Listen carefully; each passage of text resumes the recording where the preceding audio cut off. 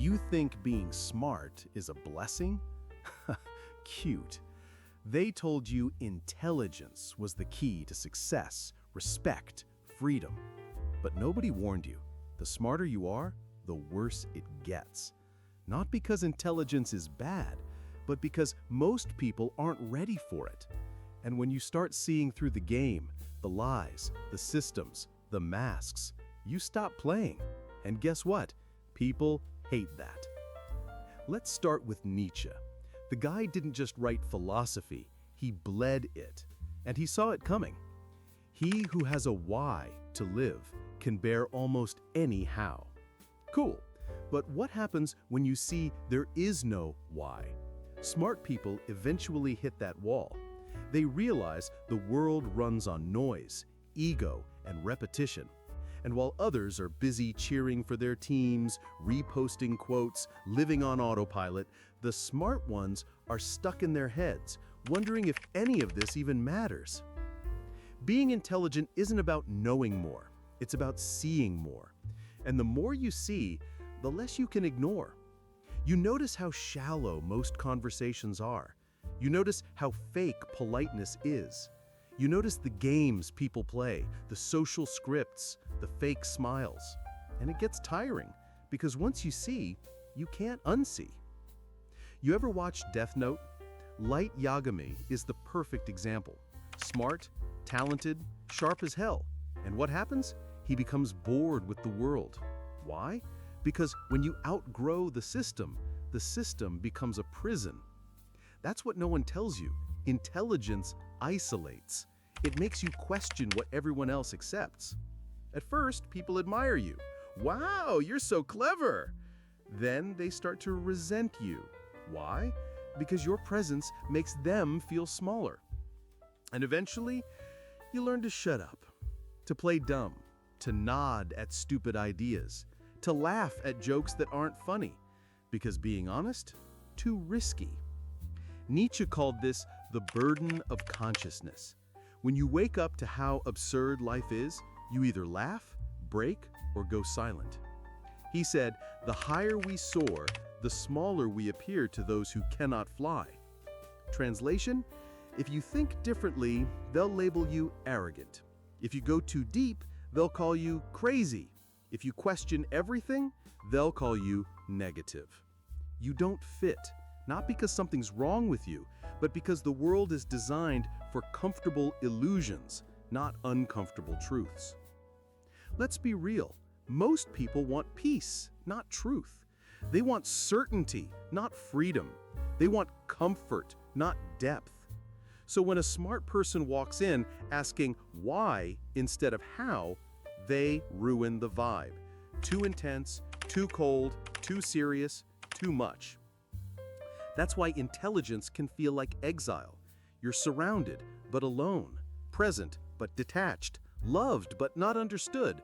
You can explain the universe to someone, but if they don't want to hear it, you become the problem, not the world. You ever read Catch-22? There's a line that hits hard. Just because you're paranoid doesn't mean they aren't after you. Same with smart people. Just because you overthink doesn't mean the world isn't insane. And here's the kicker.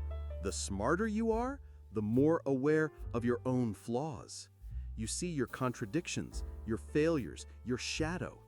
You're not deluded. You don't have the luxury of blissful ignorance. You carry the weight of awareness. And that's exhausting. Think of Rick from Rick and Morty. He's the smartest guy in every room and the most miserable. Because when you understand everything, you stop enjoying anything. Every pleasure feels fake. Every success feels meaningless. Every moment is filtered through the question, what's the point? Nietzsche didn't give easy answers. He didn't promise peace. He gave you tools to stand in the storm and not go insane. He said, one must still have chaos in oneself to be able to give birth to a dancing star. That chaos, that's your brain on full power. It doesn't settle. It doesn't accept. It burns through everything. But if you survive it, you become unstoppable. Here's the real danger. Smart people often become spectators of life. They analyze, dissect, theorize, but they forget to live. They stay in their minds so much, they forget their bodies, their emotions, their hearts. But Nietzsche warned against that too. He said, "Beware that when fighting monsters, you yourself do not become a monster. And if you gaze long into an abyss, the abyss also gazes into you." That's not just poetry, it's a warning. Don't let your mind consume your soul. So what's the way out?